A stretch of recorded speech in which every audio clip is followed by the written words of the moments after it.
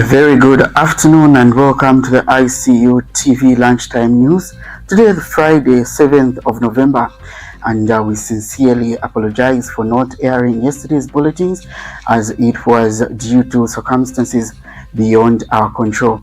We sincerely appreciate your support and patience. Stories making headlines this hour. Government launches rural water supply projects in Zambezi and Kabompo. Angola honors Dr. Kenneth Kaunda with Independence Medal for his role in liberation struggle. The Lusaka City Council orders Ziyang manufacturing to rectify severe health violations. And in our international news, Paul Biya sworn in for 8th term amid disputed elections. In our sports news, Luapula FAZ Chairperson Mujala Mweemba outlines achievements and future plans for football growth.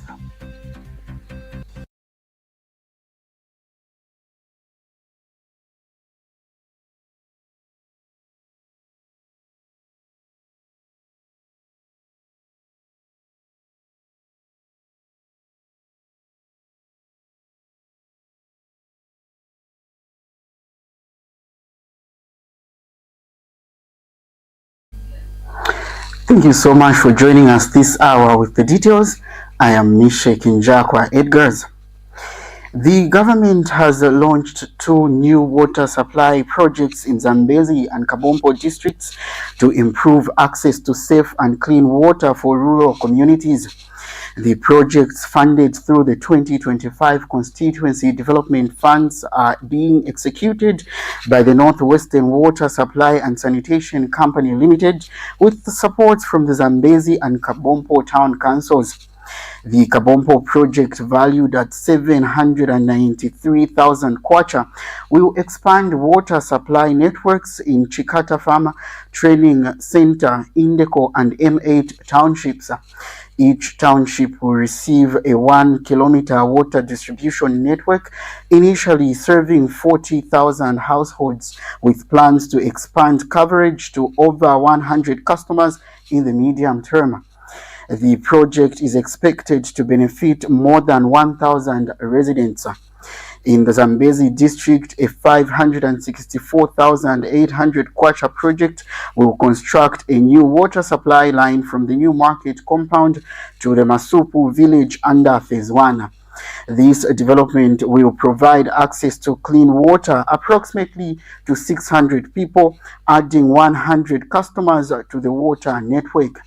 Now, the Minister of Water Development and Sanitation, Collins Nzovu, expressed satisfaction with the progress, noting that both the local authorities have already disbursed the necessary funds and that the procurement processes are now underway.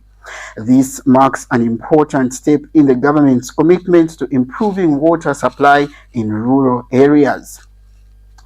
The government of Angola has awarded Zambia's founding president, Dr. Kenneth David Kaunda, the commemorative medal for the 50th anniversary for the national independence in recognition of his role as a freedom fighter.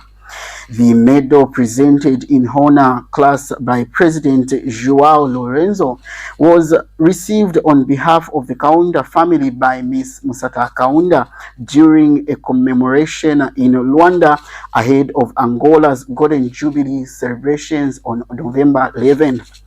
Dr. Kaunda was recognized for the lifelong commitment to liberation in Southern Africa and his steadfast support for Angola's independence.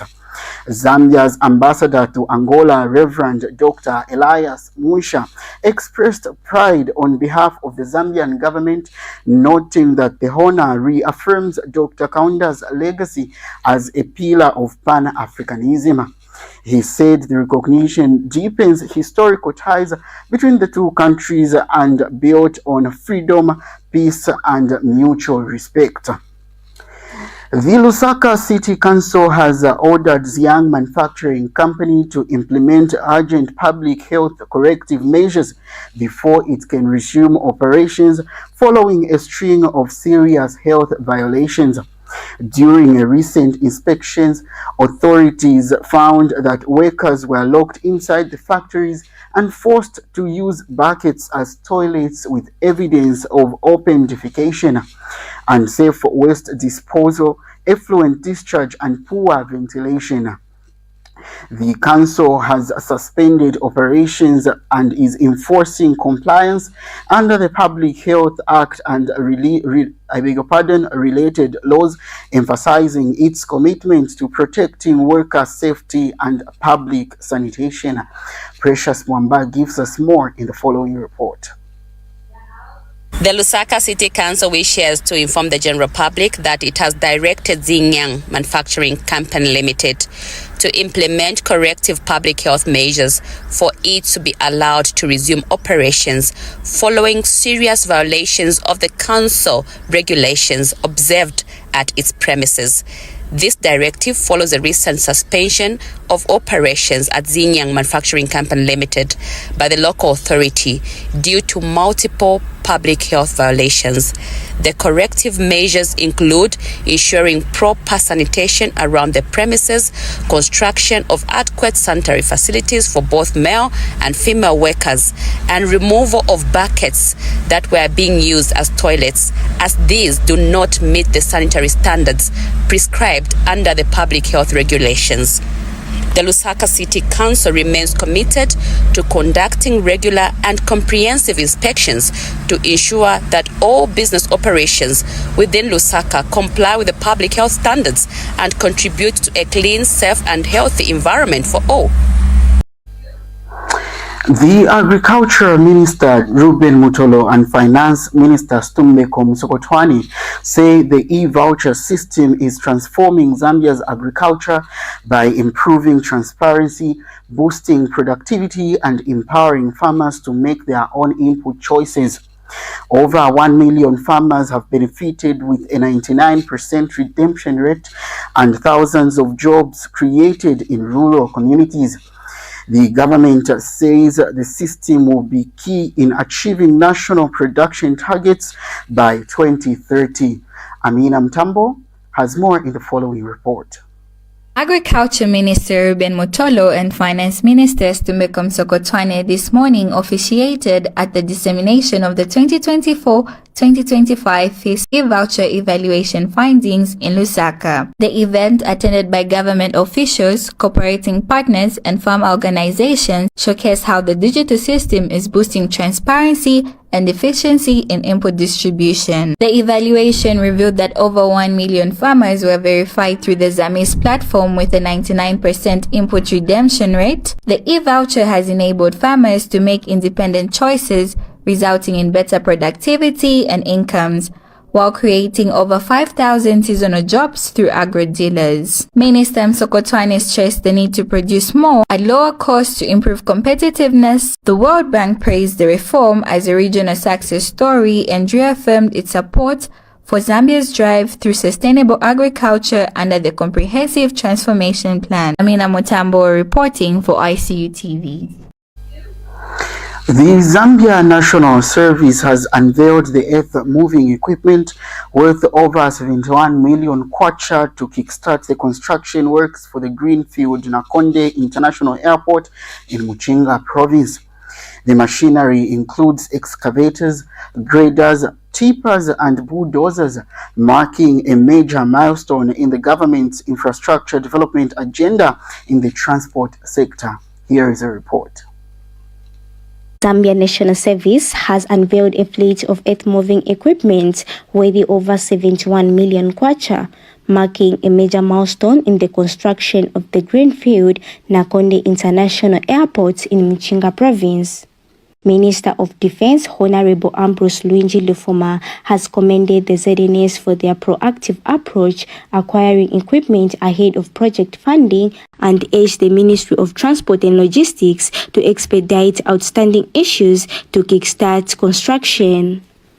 ZNS Commander Lieutenant General Engineer Maliti Solochi says the service is ready to support government's vision of developing infrastructure to boost economic growth and appeals for advance payments to avoid delays during the rain season.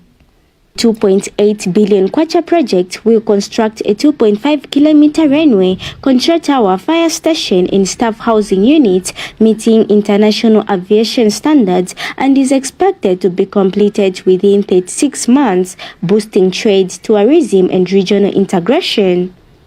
The Zambia National Service is committed to delivering quality infrastructure and supporting national development. Precious Banda reporting for ICU TV News. Well, that item brings us to our first set of commercials. Stay tuned for more news.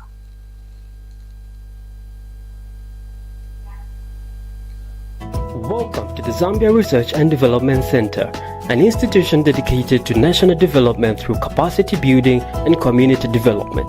Established in 2007 by a group of professionals and lecturers, ZRDC has since become a hub of research and innovation in the country. Registered with the Ministry of Home Affairs under the Registrar of Societies, ZRDC pursues cutting-edge research to address pressing social and economic challenges. Get involved. ZRDC engages in activities that stimulate international collaboration, promote knowledge sharing, and make research expertise available to decision makers. Our mission at ZRDC is to foster innovation and capacity building for national development. We believe in addressing poverty and underdevelopment through institutional and capacity building, human empowerment, and gender participation. In our quest to foster innovation and capacity building for national development, ZRDC launched the ZRDC University Sponsorship for Capacity Building and Development Program to facilitate knowledge advancement among ZRDC researchers and those intending to join the research community. Qualified Zambian citizens can pursue education at credible universities in Zambia with guaranteed prospects of joining the ZRDC research community.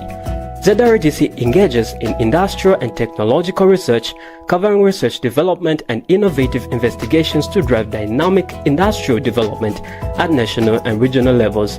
Join us at the Zambia Research and Development Center as we continue to innovate, empower, and shape a brighter future for Zambia. ZRDC, fostering innovation and capacity building for national development. Thank you so much for staying tuned to ICU TV Lunchtime News. And now the international news. Cameroon's 92-year-old President Paul Biya has been sworn in for another 7th-year term after a controversial election widely disputed by the opposition. Biya, who has ruled for 43 years, won 54% of the vote, while his main rival Issa Tiroma Bakari claimed victory and accused authorities for electoral fraud. The announcement of the results triggered deadly unrest, with at least 4 deaths, confirmed by authorities. Through UN sources cited by Reuters, put the toll at 48. Tiroma Bakari's call for a stay-home protest saw streets empty in households like Gorowa and Douala. The Constitutional Council rejected 8 challenges to the election results, citing insufficient evidence. Despite his age and limited campaigning, Biya continues to hold power as the world's oldest head of state. We go for another commercial break, and still to come is sports news. Don't go away. The Information and Communications University is driving the thrill for the nation in research and development. Enroll now for full-time and distance programs in the School of Engineering, Humanities, Business and Education. To apply, visit our website at www.icuzambia.net or call us on +260 211 221 662 or 0966 342 359. Sponsorship is available. Enroll now. Thank you so much for staying tuned to ICU TV Lunchtime News. Sports news. The Football Association of Zambia FAZ Luapula Province Chairperson Hans Mujala Mweemba shares insight into his executive committee's achievements over the past year and outlines ambitious plans for the future of football in the region. More in the following report. Remember very well, we were re-elected, or I was re-elected with a few colleagues in March, but The conclusion of the elections was done on 9th April in Kabwe. From that time, with the new good leadership led by Mweemba, I think the future looks so much bright than ever before. So from April, Luapula has first started with a new league for the women for the first time, fully registered and recognized by the Football Association of Zambia. So we have a league for women that only stretches in 2 districts as a pilot project, Mansa and Sanfia, with 12 teams that are participating in that league. We've also increased the number of teams in Division 2. That is, we have 18 teams in the northern side of Luapula, that is Ziyang, Mchelenge, Kaunda, and Mansabombwe. Then we also have 18 teams on the southern side of the Luapula. You know, our geographical location allows us to divide ourselves. So we have Mansa, Chembe, Milenge, Chifunabuli, Sanfia. Meanwhile, FAS Regional Development Kona Muchinga Province Chairperson Simon Mwape highlights challenges facing the game and what the leadership is doing about it in the region. Here is a report. We are playing the game, and mostly the clubs that we have are struggling financially, and that makes it very difficult for most of the clubs to have necessary equipment. Otherwise, talent is there. We have trained coaches. We are still training coaches so that the talent that is there can be nurtured nicely. Football is there. Talent is there. We don't have any team that is well taken care of in terms of sponsorship. Most of the clubs are being sponsored by individuals that are driven by the passion. So we have a very big challenge, and if you've seen, most of the games at times here and there we have walkovers as a result of the lack of sponsorship. We are trying to see what we can do, mobilize resources so that we can try, if we don't find a sponsor, but we try as an executive to try and reduce the cost of running football. We have zoned our Super League. Well, that note brings us to the end of the lunchtime news bulletin. But before we let you go, here is a recap of the stories that made headlines. Lusaka City Council orders Ziyang Manufacturing to rectify severe health violations. Government launches rural water supply projects in Zambezi and Kabompo. Angola honors Dr. Kaunda with Independence Medal for his role in liberation struggle. In international news, Biya sworn in for 8th term amid disputed elections. And finally, in sports news, Luapula FAS Chairperson Mujala Mweemba outlines achievements and future plans for the football growth. Well, that brings us to the end of the news at 12 hours right here on ICU TV. This has been me, Sheikh Njakwa Edgars, and do stay tuned for more news at 20 hours. Or better still, visit us on www.icutv.com. Good afternoon.